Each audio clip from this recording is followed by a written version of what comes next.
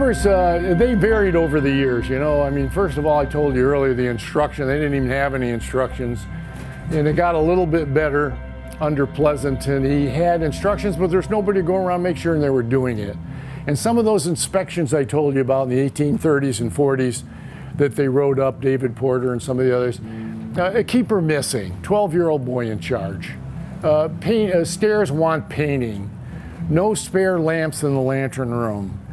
Keeper doesn't think it's necessary to light up until it gets good and dark. Keeper, retired blacksmith, can't read and write. So this was a horror story. In that book of 744 pages I told you about, there's a chapter in there of all of these lighthouses, including this one, of an inspection. You know, sometimes they're like this, sometimes it's a half a page, but it's a horror story of the shape our lighthouses were in right up until 1852 when the Lighthouse Board came in. And when they came in, they squared it away. They had to write down how many hours of fog, how many cords of wood in the fog signal or tons of coal if they use coal, visitors to the station. The keeper had all of that stuff to write down, to keep track of. They had to watch the light at night, of course. Theoretically, there was always supposed to be somebody up there, sometimes not. Sometimes the keeper would sleep and, if necessary, would put a little mirror outside his bedroom window so he could roll over and look out and see, oh yeah, it's still lit. And sometimes they did. It all depended on the keeper. As I said, they're all different. So they not only had to watch the light and clean the stairs, but they had to paint it all inside too, all the way to the top, as well as the outside. They have these lantern rooms have these little handholds here, one for the keeper, and so he could use his hand to either clear the ice off or wash the storm panes, which are what we call the windows, or paint the astragals, which are the metal bars. And if they had a rotating lens, they had a first order would have a 190-pound weight that they had to wind up every 4 hours. And the reason every 4 hours, they had the ability, I mean, Leonardo da Vinci could have rigged up something to go for 4 days probably. But they wanted to make sure the guy was up at least once in 4 hours. So every 4 hours, and I heard stories where they had, some lighthouses will have the weight coming all the way down, as it's a tall tower like this. So the keeper would lay down where the weight would end up off to one side, and he'd put a board on his chest. When the weight hit that board, it would put pressure on his chest and wake him up. And then you go back up and wind it up. Games, we all play them. The lantern room is really a tool. After we got rid of those crude lanterns with the copper tops on them and stuff, and they started putting in the 1850s, all of our lighthouses had this modern lantern. And it needs air in there for three things. You need air for combustion, whatever fuel. By this time it was lard oil. You need air in there for to keep the condensation off the windows, and I'll show you in a minute. And then you needed air in there to take the fumes from the lamp up to this ball vent, which is hollow, and away. The wind would take it away. So what they had was they have vents, either in the deck or in the sidewalls, that they would control. You didn't want a big, heavy wind coming in, but you needed air. So if you had a northeaster coming this way, you closed those and you opened these over here. And as the air came in, the air going through there would create a vacuum, and it would bring this air in alongside the storm panes and out. And that kept the condensation off the windows. And the same thing, the fumes from the lantern would go up through a glass tube and then through a metal tube up to here and out. So it was very efficient. They tuned this lantern room like the instrument that it was. Handhold, this is British. We didn't have any like this, but I thought it was kind of fanciful, so I took this picture in England. British land, handhold for the keeper. Every day they had to have everything polished and ready for 10 o'clock, by 10 o'clock in the morning, theoretically. And they had to oil, of course, if they had a rotating optic. They had some sort of a clockworks in there, and they had to clean that, had to clean the windows. The lens was cleaned with a turkey feather brush every day. Once a week it was cleaned with spirits of vinegar, which is spirits of wine, which is vinegar. And once a year it was polished with a very fine rouge. Here are these vents. Here's a vent, fourth order type of lantern on the deck, on the wall, and here's one from probably a first order. And also these big lantern rooms with a first order lens often had glass prisms in the deck to allow light to get down to the workspace, which is below the main deck of the lantern room. And here they are. So this is probably a first or second order lens. And they all had these charming vents for rain spouts. They were either bear's head, eagles, or gargoyles on every section of the outside of the dome. Brushes. I was telling you about brushes. Listen to the brushes. Now this is after 1852. And this is from the Instructions to Lighthouse Keepers, 1902, but I also have an 1881. There are chimney or bottle brushes, sash brushes, paint brushes, and how many of them there are. Whitewash brush, scrubbing brush, hand something brush, feather brushes, sweeping brush, wolf head brush, and a silver plate brush. And they all had their own reason for existence, with brass that had to be shined. And it's too bad we have too much light in here, but this is a schematic of the various tools that the station was authorized to have and supplied. And one of them is the keeper's box here. Each keeper had his own little box, I'll show you that right there, that they would take up to the lantern room, and it had rags in it, it had rouge for polishing the lens, brass polish, scissors for trimming the wick when they were in the fuel business. There's a screen in here to get the impurities out of oil. So they all had that little service box. And as I said, everything had to be apple pie order by 10 in the morning. That's one of the first order lamps, a 5-wick lamp. There are 5 concentric wicks. The biggest one was this big around. And that's an oil canister. Now I love this. Here's an outfit list. You can't read it, so I'll just read.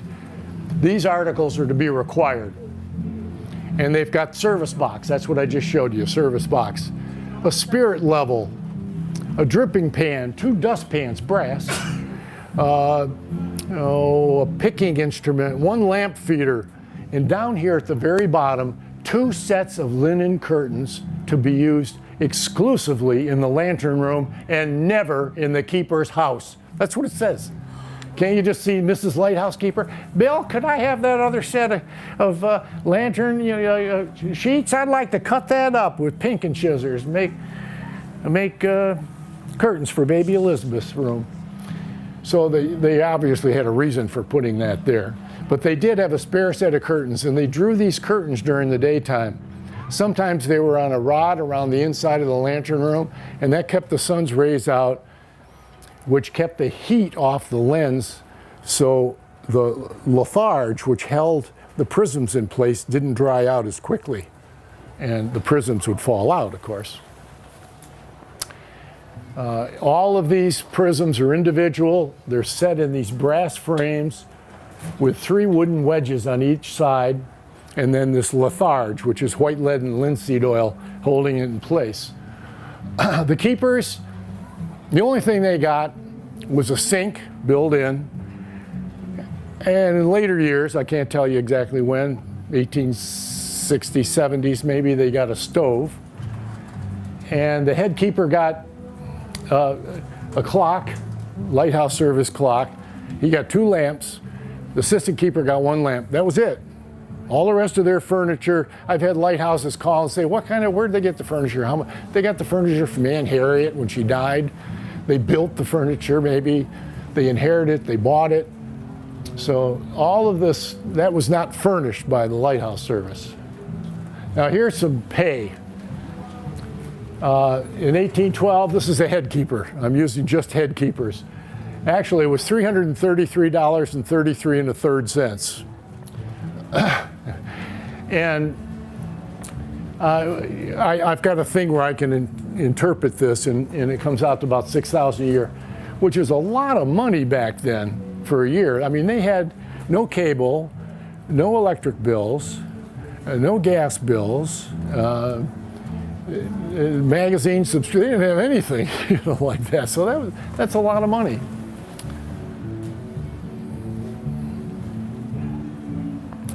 And often, and as everybody did in the 19th century and before that, they grew a lot of their own vegetables and herbs, and people usually had a cow or pig, or maybe they had chickens.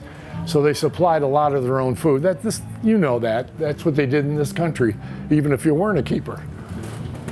In 1870s, around 1874,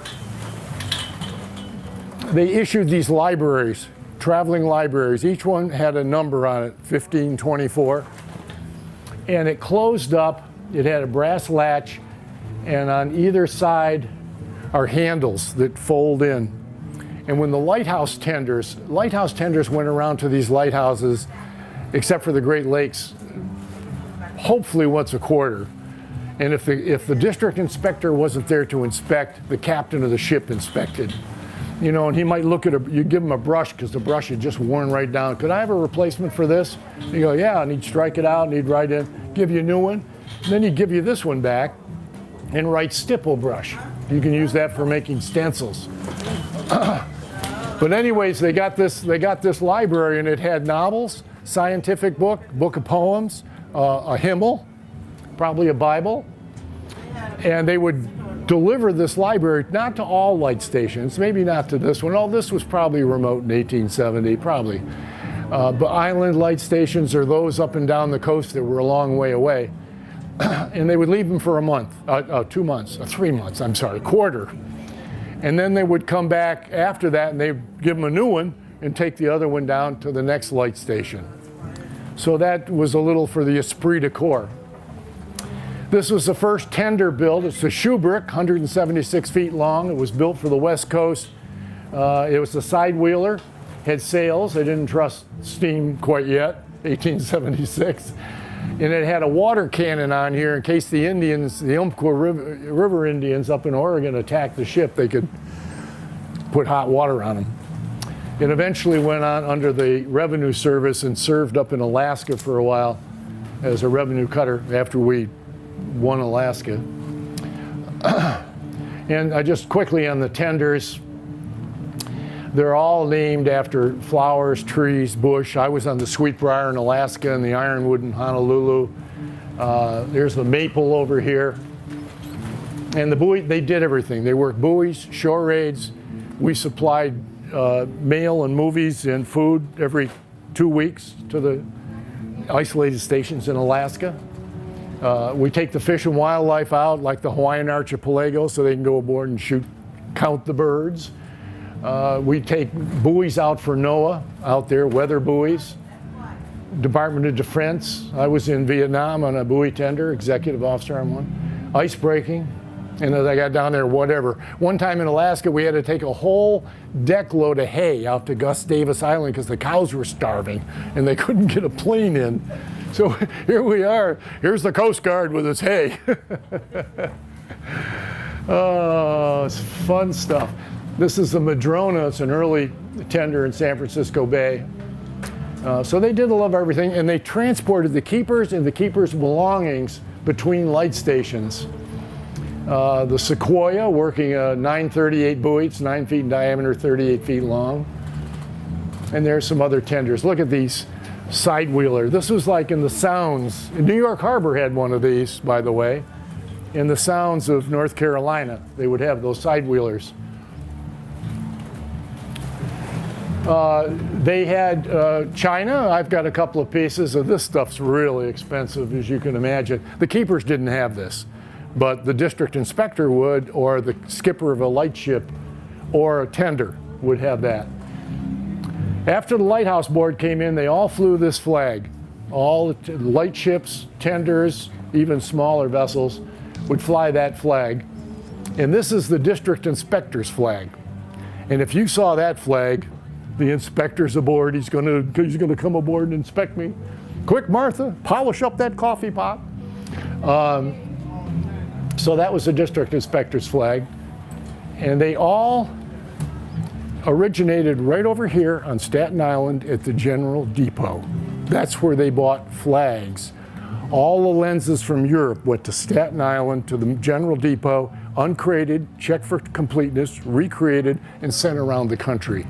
All the oil was checked for viscosity and pureness. All the brass implements, the brass dustpans, were made on Staten Island, and they're all stamped USLHE, U.S. Lighthouse Establishment. 3RD-DIST, 3rd District. So here's the stamp of this flag. You want a district depot, buoy tender, a depot would order 20 flags. They would come from Staten Island, and then these flags would go out to the light stations. And here's a tender coming in. This is in Hawaii. That's the kukui, which happens to be a nut that the Hawaiians crushed and used for oil. So it's very appropriate. It's got the name kukui. It's coming into this stiff-legged crane dock, but it's a small boat that's coming in here because this guy can't get in there. So they had to deliver bags of coal up in Alaska or wherever, and all the goodies and the oil by small boat. There's another one on the California coast, Piedras Blancas. And sometimes there was even no small one, and this Northern California light station was totally isolated. It's a 2.5-hour walk in to this, and there's no dock. So they had to come in by small boat like this to deliver the supplies right in through the surf, and occasionally they capsized, and occasionally people drowned. And all of the boats and the vessels and the lighthouse service had this little lighthouse on the bow. It was kind of a half round made out of metal. Charming little thing. I mean, it's so, for a government entity to have that kind of charm. Here is some other, this is the Farallon light stations. Mail day out on the Farallons, the mail's being delivered and the keeper's there giving out from the bag. And of course, some eras in some stations, all lightships obviously, but some stations, they would be delivered food. Depend on the station, where it was located. And it's not a lighthouse, it's a light station, by the way. So this station here has, each person has a pound of beef a week, 2 pounds of pork, codfish, mutton, bacon, ham, sugar, pickles, vinegar, salt, pepper, and mustard. Whoa! You think Julia Child could make a Thanksgiving dinner with that? I don't think so. There's no oregano there, and I don't see any basil. But they had their gardens, and this is Northern California. It's a fog signal station at Humboldt Bay, and you can see the keeper's kid out here. He's been tending to the garden. They fished. They were near water, of course, so they could fish. Most stations had a boat, sometimes to get to shore, especially up in Maine. They had these little pea pods, and that's how they went to get their supplies. Remember the keeper that died at the Boston Lighthouse? He was ashore getting supplies. Back, capsized, gone. Animal husbandry, they had pigs, and this is a keeper in Northern California, that same station that they came in by boat.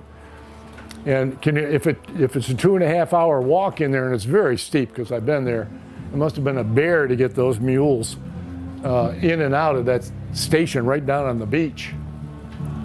Keeper had to keep these logs. Now this log right here, and you can't see it, this log, this page is 1906, and it's from the Lime Point Lighthouse on the north side of the Golden Gate Bridge. The bridge wasn't there then, 1906. And this is, the keepers could say anything they wanted. They had these logs that they kept that had to be exact. How much oil did you use? How much wood? Areas of fog, blah, blah, blah. But they had a general log.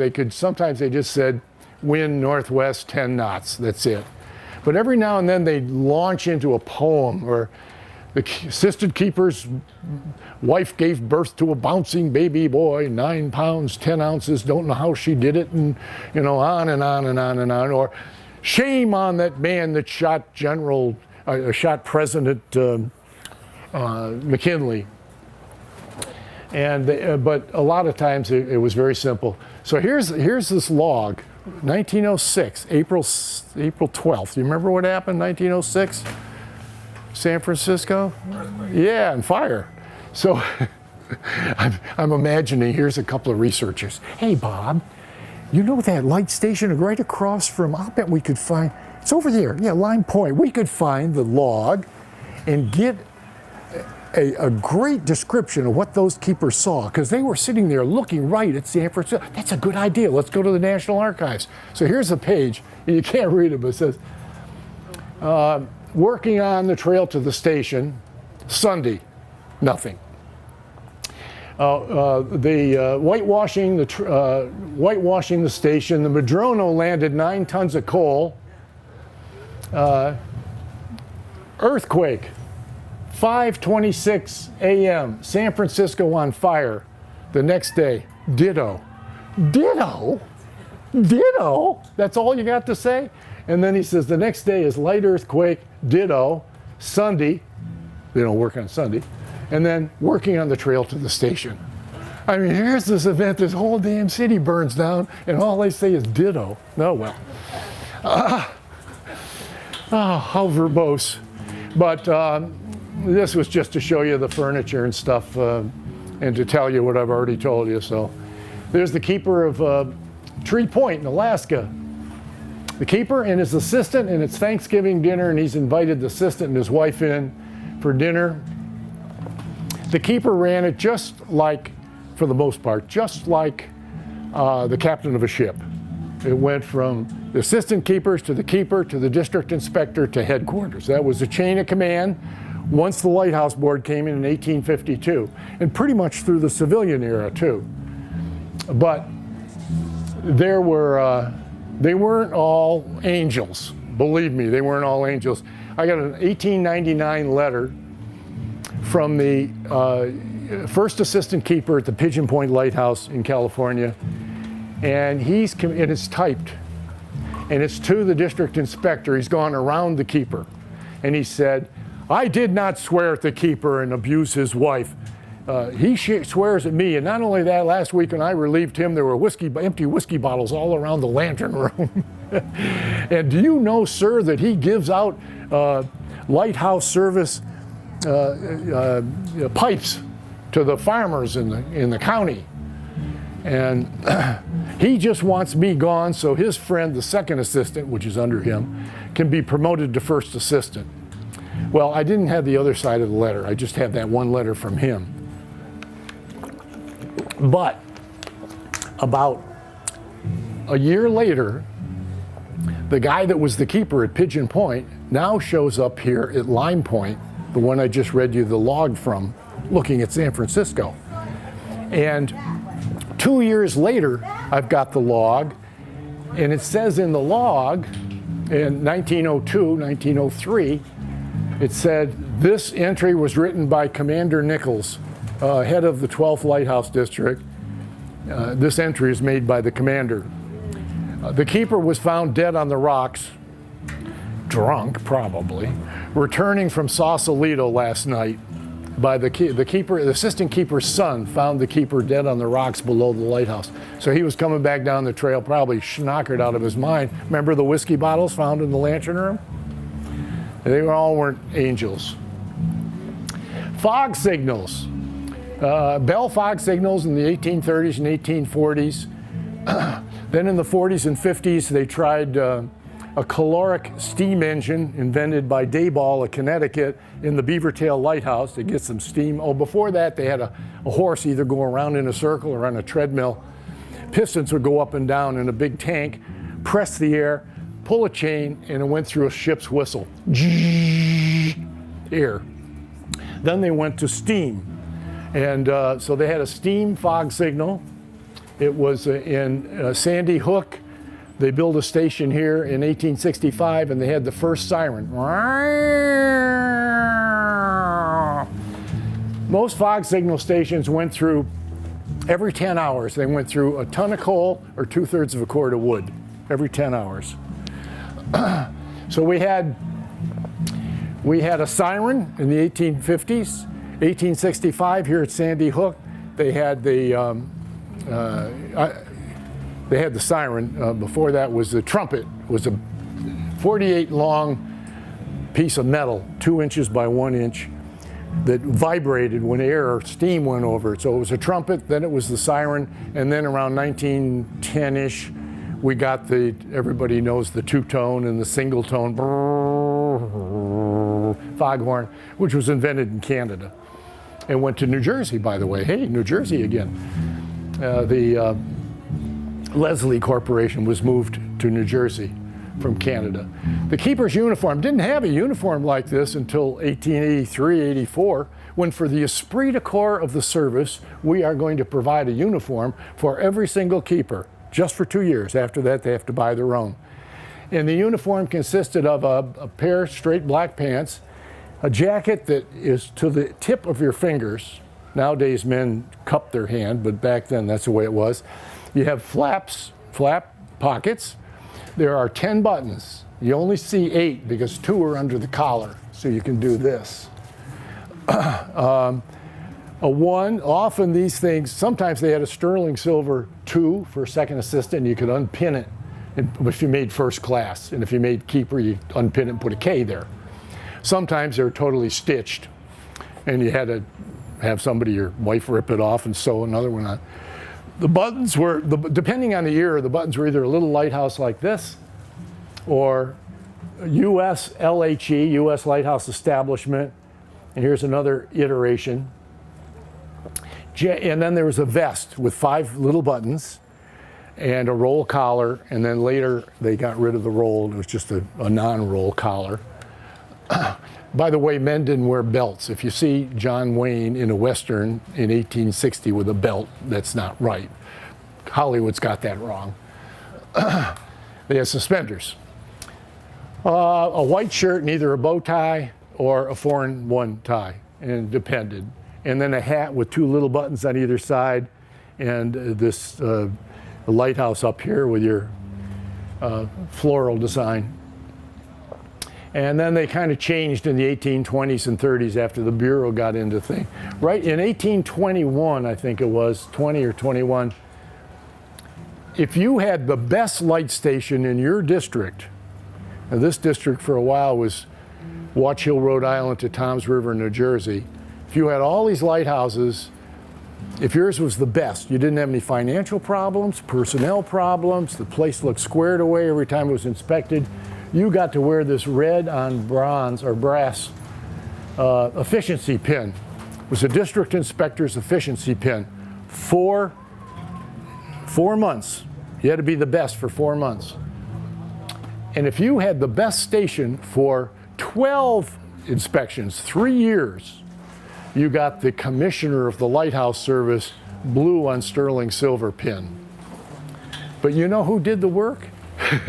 Not the keeper. Probably it was kicking ass with the assistant keepers. And that's how the keeper is supposed to look. You can't really see it too well, but we got a good example over here. And then I've got some examples of the Ks and the 1s. And this, I hope this comes out, this is probably how they looked. So the workday here was, there were always, once again, it's like I showed you, it depended on the era. But let's take the golden age, which is the 19th century. It was after 1852. They'd stand watches during the night, and they were supposed to each take their turn. Generally, on the Great Lakes, you might have one family at a light station. They have a little fourth order lens. It's a one family. If the keeper's sick, the wife takes over. The kids help. Pretty simple. It's just a simple house with a lens. But if you had a bigger station with a fog signal on it, you got 4 keepers. And on the Farallones and some others, you had 5 keepers. In that case, usually they had to paint the tower inside and out. Sometimes the towers are little short guys. But for a bigger, every district had a base. And the base had a field construction force. So the field construction force would go out if you needed, once cars became in the 20s and 30s, if you needed a garage, you wrote a request and they'd send the field construction force out and they would build the garage for you. Or if you had something very tricky with that lens, or especially the clockworks, they had a lampist at every district depot. And the lampist would come out and square away your machinery. The same thing for fog signal apparatus. Eventually they went into electric motors after 1900, and they required expertise beyond the keeper's scope. So the workday was always keeping the place up. We're talking cutting the grass, if there's grass, painting the fences around it. Most of the stations had fences. What you have to do for yourself, of course, but standing watches. And we have fog in the daytime in some parts of the country, Maine and the West Coast. So you had to have somebody standing a watch. All the fog signal boilers were in duplicate. So one of them could be down, but the other always had to have a little fire going in fog signal season, just banked. And then if you could start to see the fog coming in, or you couldn't see a certain point, then you built that fire up and got it ready for the fog signal. And sometimes you had to ring a bell until you had enough steam up to blow the whistle, the fog signal. So if you had a fog and night, and you really can't see light through fog, but somebody had to be in the lantern room, and somebody had to be in the fog signal station, and somebody had to be sleeping. So that was a busy time. But other than that was just think of what you need to do around your house. Except that some of these stations, like Point Bonita, you had the fog signal down by the water. The prevailing wind is coming across the fog signal station.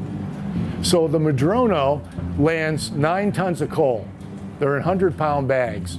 You've got to take that 100 pounds of coal over to the coal room, open the bag, shuck it out, take the bag back, and pile it up waiting for the next tender to come so you can give those burlap bags back to the ship.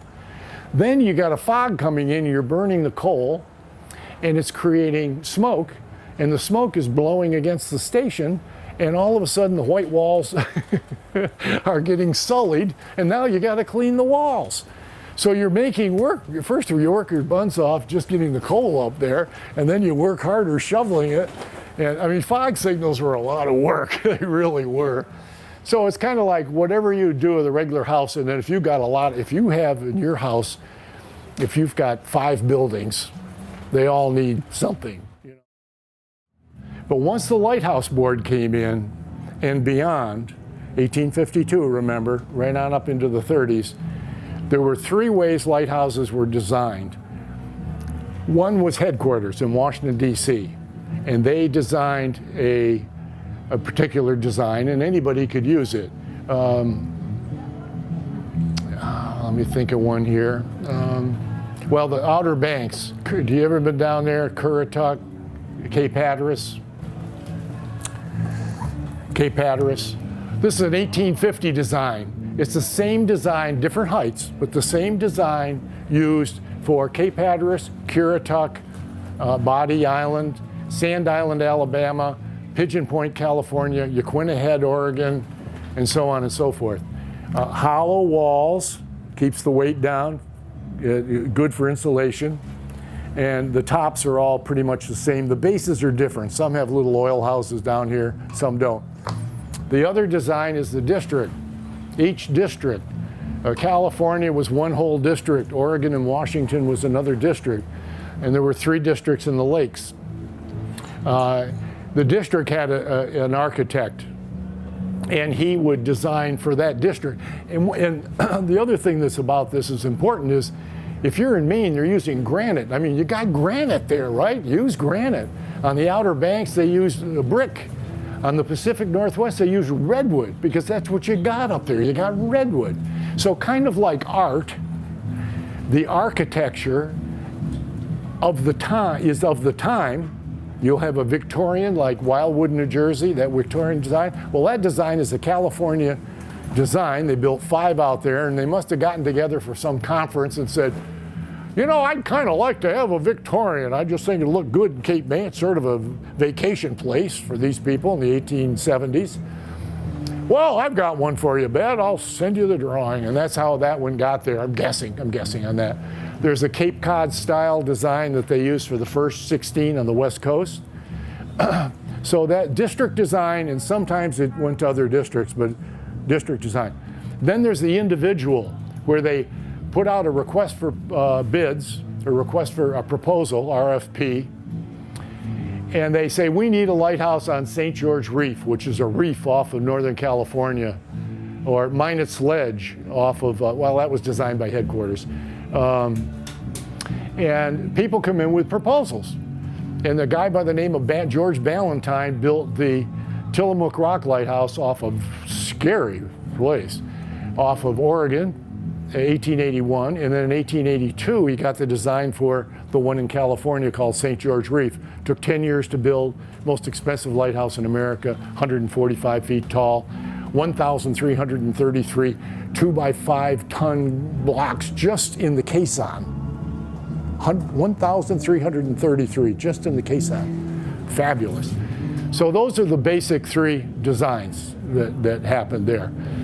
Then there's the other things, like a guy by the name of Mitchell. He was an Irishman, he was blind, and he designed the screw pile and in Ireland, and we sucked that up. And the first screw pile was Brandywine Shoal in Delaware, 1848. I could be off on the year there a little bit.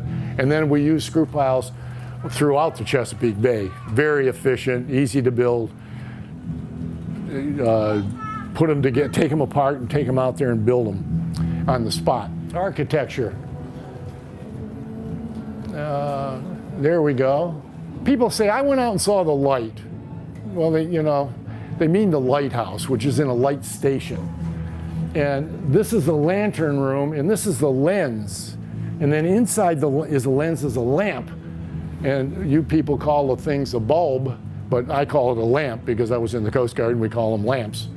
So you've got a lamp, a lens, a lantern room on a tower in a light station. Galleries going around the storm panes of the glass. These things are astragals. And here are the different lantern rooms. See, that's that really crude one in Salmon River up near Rochester. And here's another one before the lighthouse board. These things were smoky. The windows, the storm panes, excuse me, got all smoked up. But once we got the lighthouse board, there's an old-fashioned one with a trapezoid windows, storm panes. And this is modern, but it's got an old-fashioned ball vent. This is American here. You can tell American to the English. Wait till I show you here are the English. They have these huge bulbous lantern domes with a great big air vent on top. I can see an English lighthouse about 8 miles away. And this is English. This is English, very unusual. And they love to do this with their astragals. They think it doesn't retard the light as much because there's always some of the lens showing if you have it like this. We have a few, but not many. This is American. This is out in Delaware Bay. It's called St. John Shoal, I think. And here it is at the 1876 centennial at the Philadelphia Fairgrounds. And then they put it there to show the public, and then they took it out and put it there. This is a sweet, sweet dome here. Look at the curve on this. We've only got 3 or 4 of these in the country. There's this one, and there's one just like this in Long Island Sound, and this is Ponce Inlet down in Florida, I think. Very nice shape to it. And of course, these are the materials. They made them out of rubble stone in Maine, then cut stone, got a little more sophisticated, brick, wood, cast iron, steel, and concrete. First concrete was 1910, rebuilding Point Arena Lighthouse in Northern California. And so these are samples of the rubble stone. This is the first one built under the new federal government. It's Cape Henry, entrance to Chesapeake Bay. Authorized in 1790 and built a year later, I think, 1791 or 2. But this is how the first ones look. Look at this guy up here. What a piece of crap. And this is, I mean, they leaked, they were cold, they were damp, they were basically 2 rooms. The guy's in there with his wife and 10 kids. You know, I mean, oh God. This is Mount Desert Island. This is the first light list number 1. The sun hits this place first in the morning, first place in America. And it's wave swept during storms, wave swept.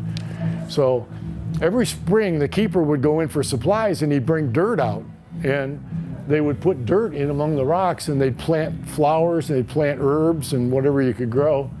And then in the fall, the first storm would wash it away, and they'd have to bring it out the next spring. Oh God, so here it is. This is the same station with a more modern structure right here. You see how wave swept this is? And look at this. You're way off the coast of Maine. Miserable. There's an early one by that Stephen Pleasanton. Not Stephen Pleasanton, Winslow Lewis. And when this is Wellfleet, it's out on the Cape. And when this thing gets in the wind, it starts rocking back and forth, and of course it leaks all around here. It built right on the sand, no foundation, not even a string of some sort of stone or anything. And of course it fell apart. That's Lake Champlain. They built about 8 lighthouses on Lake Champlain, federal. This is New Jersey. It's Bergen Point or something, Bergen Lighthouse. And this is, there was offshore lighthouses in the water or in rocks, and then there's lighthouses on land. And this is an example. It's a crib they had to build out in the water so they could build a lighthouse on top of it. Look at that, sweetheart. Isn't that a beauty? Victorian lighthouse. It's Fort Tompkins, which is on Staten Island, right? It used to be right up from, it's where the Navy had their pier built recently. Oh, it's not there anymore, whatever. Just north of the new Lighthouse Museum. I mean, east. They tried to build the lighthouses to kind of blend in. You know, they really thought about where it was going to the design of the era, the material of the area, and the environment in which it was constructed. So a lot of times they did that. This Jackie Boulevard, the Kennedy's family place is right up in back of here where she grew up. It's a place you can rent now for weddings at a huge price and so on. Hammersmith Farms? Beg your pardon? Hammersmith Farms? Yeah, that's it. Very, thank you. This is 1810 or so. It's Concord Point, rubble stone, the northernmost in Chesapeake Bay. Here's Block Island. Now here's a design. This is a district design. This is the North Lighthouse on Block Island, but they also built the exact same thing at Morgan Point, Old Field Point, on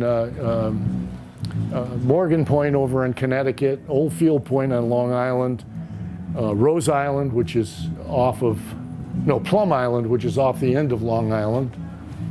Oh, and several others.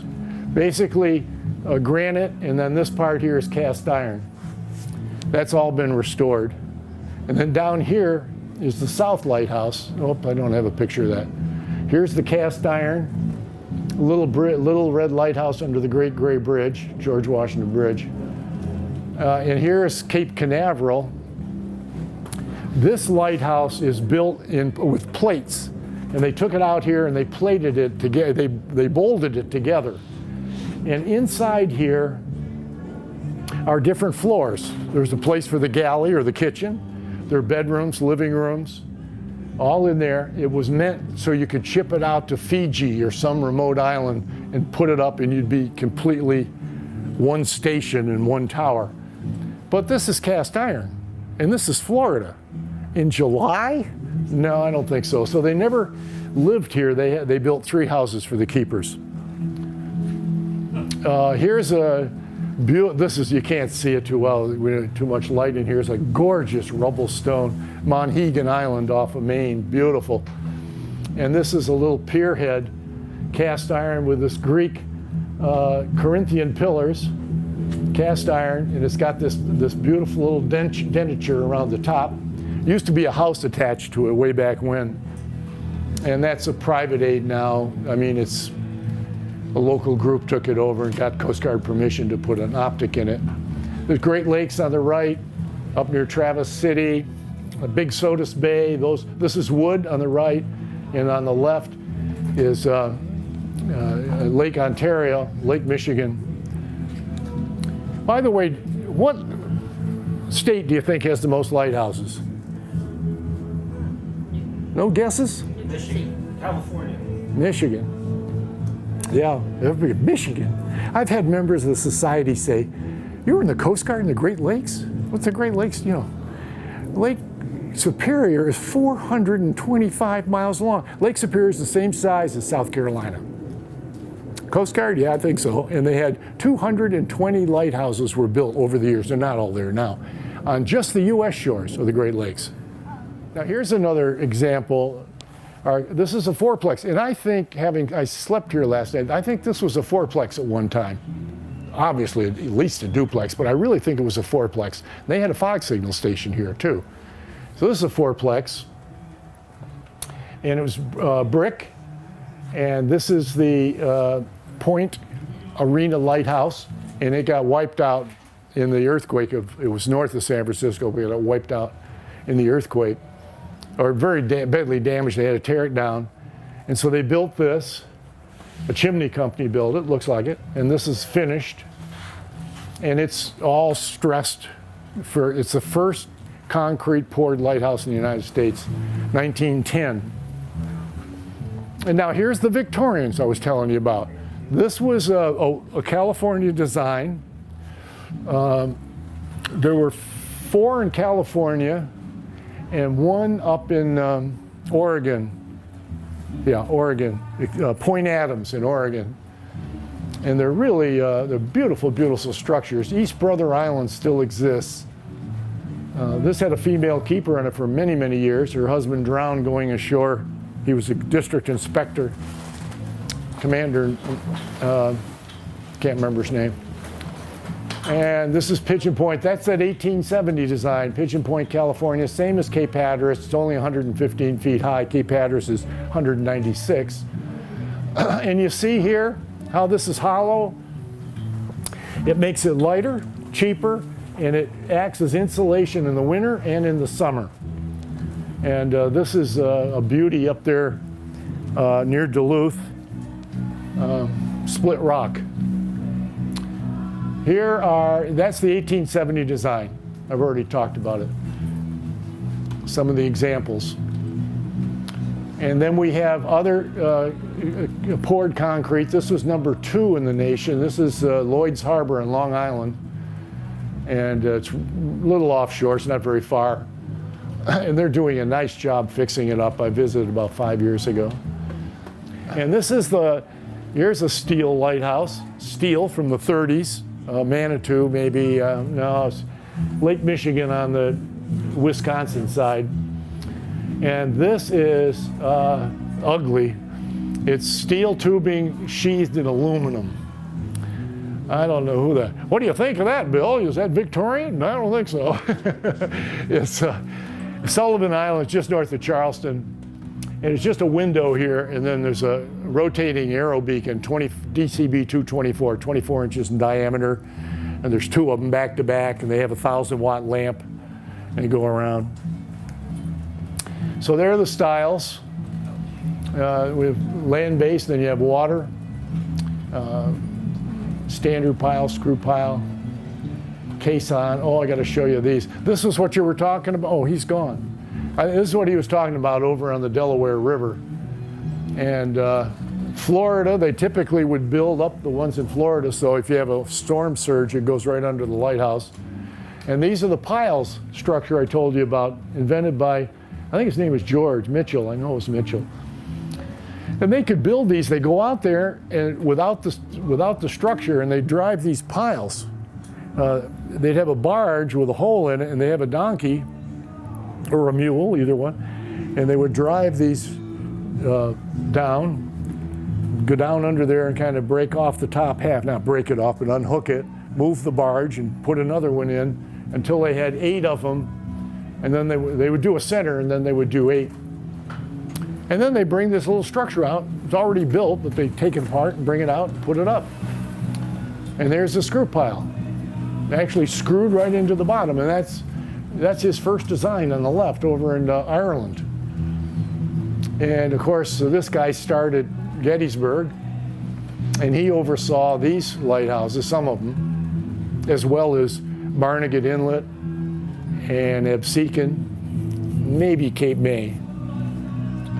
And that's Fowey Rocks. That's the last one of the reef. Those are reef lighthouses, Florida reefs. Then there's 2 kinds of caissons.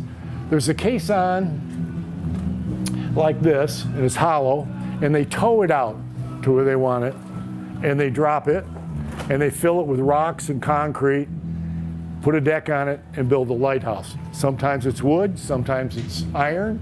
This is cast iron. Sometimes it's brick.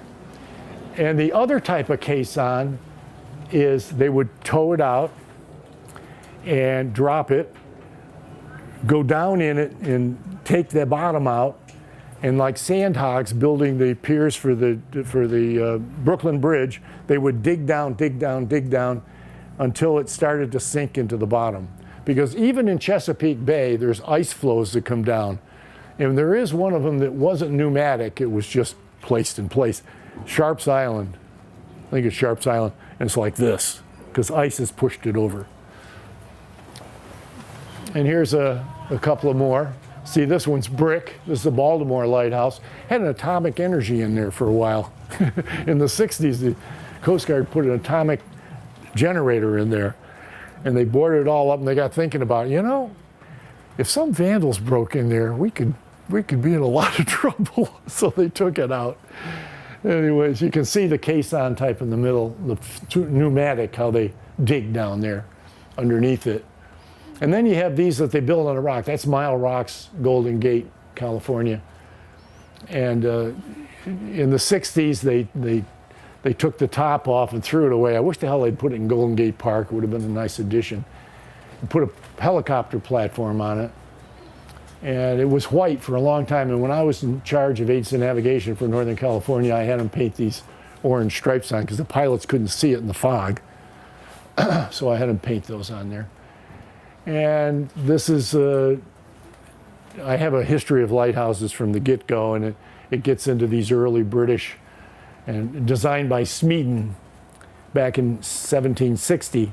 But this is Minot Sledge off of Cohasset, Massachusetts. But he used the same thing, where these interlocking blocks, and they interlock both horizontally and vertically, and they put marble treenals down through it to hold it together. So when anytime the seas or the wind hit this, it actually makes it stronger, presses them in.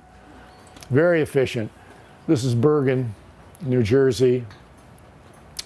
Great Lakes, a couple of the ones in the Great Lakes. This is the furthest offshore of any lighthouse in the United States. It's right about here. It's 44 miles offshore. Great Lakes are big? I didn't know that. No, it's big as South Carolina. And, beg your pardon? Why do they have it there? So ships won't bump into the rock. there's a big, huge shoal there. You ever hear the Fitzgerald, the song? A lot of those went down. That was the only one anybody knows about because they wrote the song. In fact, I had the watch before it went down, about 5 years before it went down in Cleveland. And I was a FIDO, fill-in duty officer, and this guy, because I was in aids to navigation. So one of the other officers came up. He goes, I got a hot day. I was single. He said, I got a hot day tonight. Do you mind if you take the watch and I'll pick up for you? He said, November. Nothing happens in November. So I said, okay. He says, you can go in there. There's a little room where you can go to sleep. I have quartermasters in there manning the phones and stuff. So I went in there, and just about 9 o'clock, I was going to go in, hit the sack, 9:30. All of a sudden, we got phone calls that they were finding life preservers washed ashore from Lake Huron. And so we got the helicopters out, and there was some small boat station doing stuff. And it was just like the Fitzgerald, same type size. They're very thin, and so they can get through the locks, and they're 800 feet long. And it was coming down lake empty, so it started to hog, and it broke in half. And everybody died but one guy. They got on a raft, and he was way overweight, and he was under the other people, and he blew ashore in Canada across Lake Huron, and he lived. Everybody else died. You don't hear about that one. And of course, I was awake all night. And not only all night, but I was the next day, because now CBS, ABC, NBC, they're all calling in, the paper, the Plain Dealer, Times.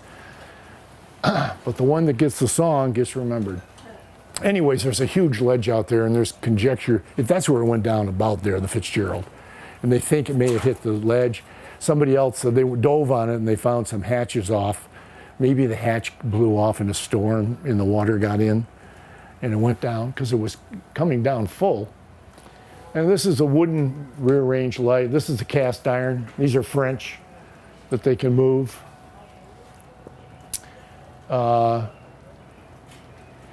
These are the Hudson River. And this is Saugerties. These people did a hell of a job about 20 years ago.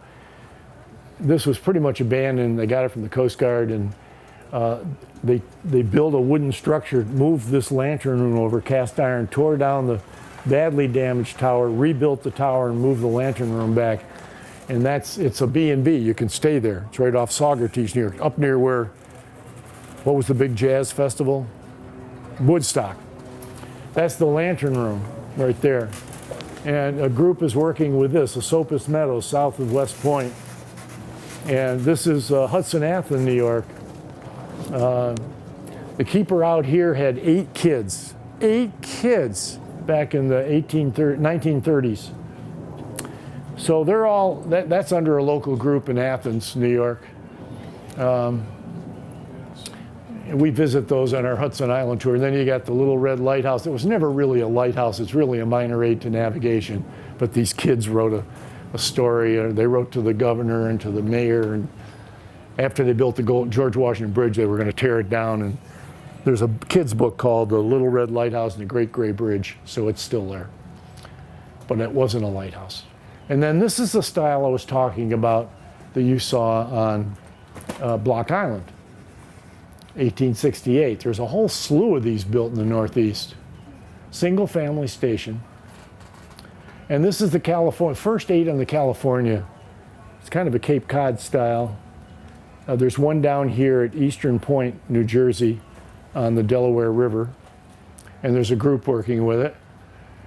But the first 8 on the West Coast, and before the first 8 were finished, they built 8 more of these on the West Coast. So there were 16. This is St. George Reef I was talking about, with 1,333 5 to 7 ton blocks just in the caisson. Took 10 years to build. And then day marks. These lighthouses, all you know, if you're going down the Outer Banks and they're all tall like this one, which happens to be St. Augustine, looks just like Cape Hatteras, but it's got a red lantern room. You can't tell the difference. You can't tell which one you're seeing. So they make different shapes, different colors for the lighthouses. Now that one on the left is Canada, and they have a lot of snow up there, so it's red, so you can make it out. And there's another Outer Banks there, Body Island. And the Currituck is brick, so it's okay brick because the others are colored. And then that's Cape Lookout on the right, which is diamond shape. Actually, Cape Hatteras is supposed to be diamond shape, and somebody screwed up because right off of Cape Hatteras is Diamond Shoals. And then there's that St. George Reef. This was a lighthouse that looked like this. And sometime in the 30s, they got the idea that they wanted to memorialize Champlain. This is at the end of Lake Champlain, south end.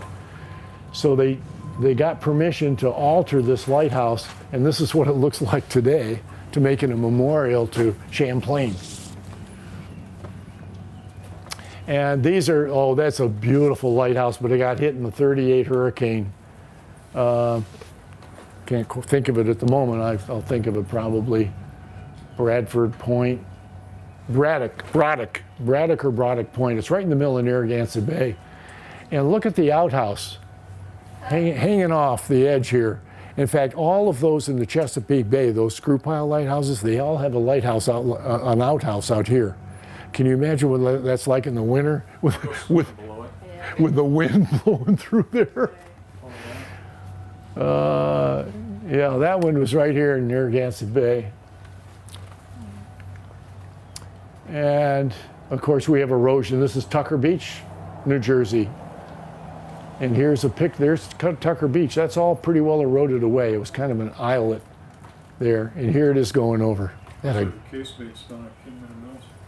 Isn't that a great series of photographs? A guy was out there with his son one day. They just went for a walk on the beach. And he just happened to be, they heard it started to go, and he got his camera out. So that's architecture. Thank you. Yeah, you're welcome.